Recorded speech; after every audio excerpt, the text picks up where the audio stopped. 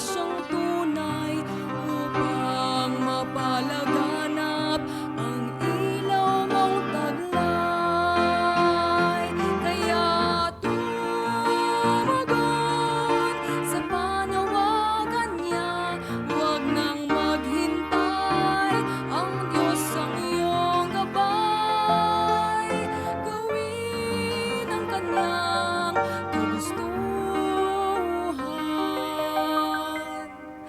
at tumugon sa kanyang panawagan.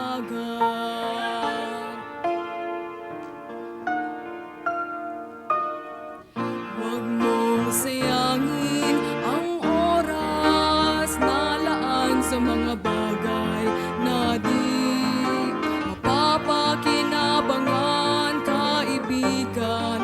Ang oras, buhay at kalakasan sa Diyos lamang dapat ilaan.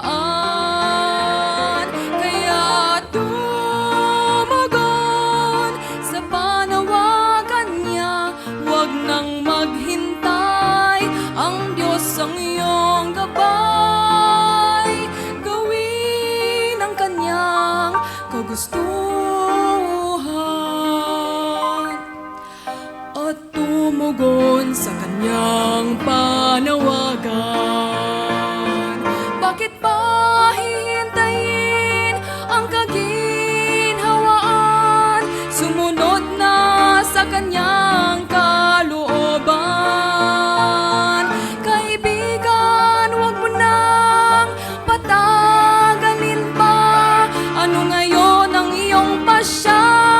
Magpagamit sa Diyos, ito'y gawin na.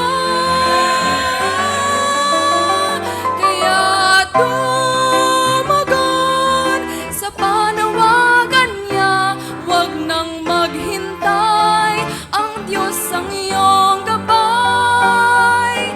Sundin ang kanyang kagustuhan